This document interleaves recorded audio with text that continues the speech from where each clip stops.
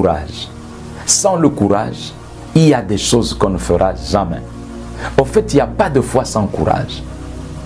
Déjà, pour que quelqu'un ait la foi et quitte son pays et aille vers l'inconnu, l'inconnu qui est l'expression de la foi, il faut qu'il soit courageux.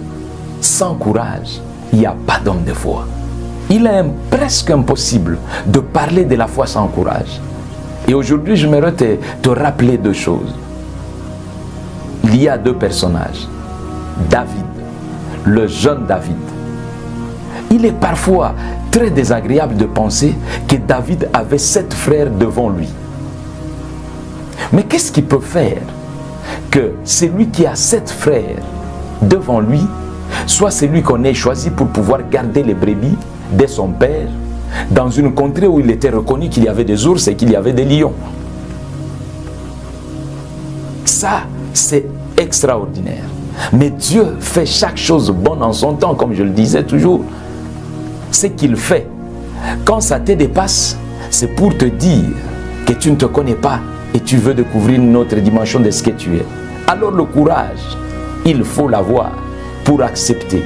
Là où on est à 8 et qu'on est le 8e, que l'on soit celui qui doit aller garder les brebis de son père dans une contrée où il y a des ours et des lions. Le courage de David. Ce jeune homme avait le courage. Le courage a fait que ce jeune homme, gardant les brebis de son père, la Bible est claire. Vous ne lisez nulle part où on vous dit que David, ayant vu l'ours, l'Esprit de l'Éternel lui dit, ou l'Éternel parla à David en lui disant, si tu vois un ours, avance, parce que je t'ai donné la victoire sur lui. Non, il n'a jamais eu un songe. Il n'a jamais été prévenu. Le courage, bien aimé, n'est pas l'absence de peur. Je le répète, le courage ne signifie pas qu'on n'a pas peur. Mais le courage signifie qu'on est en train d'aller affronter ce qui nous fait peur. Être courageux ne signifie pas ne pas avoir peur. Le courageux, c'est celui qui affronte la peur. C'est ça le courage. Et David a été courageux parce qu'il a affronté certainement sa peur. Il a affronté la peur du lion, il a affronté la peur de l'ours. Et ce courage lui a valu ce que j'appelle le témoignage. Parce que vous savez, dans la vie, il y a le jour de la foi et le jour du témoignage. La foi a besoin du courage et le témoignage vient à cause de ce que la foi produit. David, avec son courage, a cru qu'il peut vaincre le lion, il l'a vaincu. A cru qu'il peut vaincre l'ours, il l'a vaincu. Et alors cela l'a préparé pour affronter Goliath. Il l'a fait en secret, il a été courageux seul.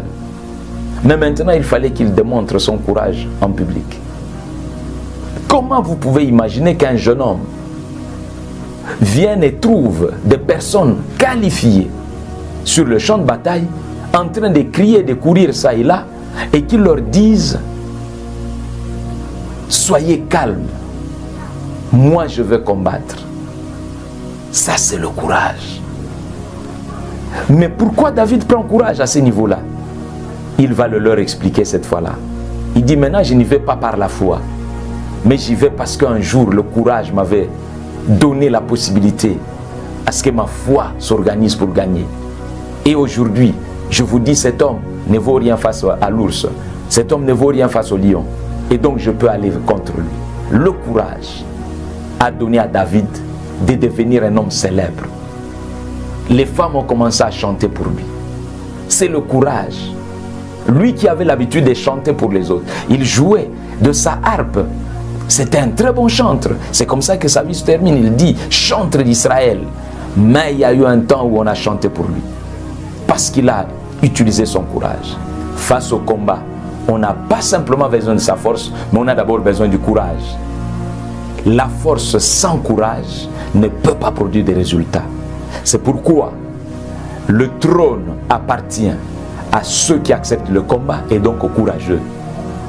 Ceux qui sont courageux peuvent accéder au trône, mais ceux qui ne sont pas courageux n'accéderont pas au trône. Le don te donne la possibilité d'être connu, mais le combat le courage te donne la possibilité de gagner le trône. Voilà pourquoi quand Dieu vient à la rencontre de Josué, qui doit remplacer Moïse, c'est un courageux Moïse. Et Josué l'a vu. Il a vu Moïse gravir la montagne et rester pendant 40 jours et 40 nuits. Il a vu Moïse en train de parler à Pharaon. Il a vu Moïse en train de résister à tout ce qui se levait contre lui. Il était courageux. Et Dieu vient pour parler à Josué, lui dit, c'est toi qui prends la place de Moïse.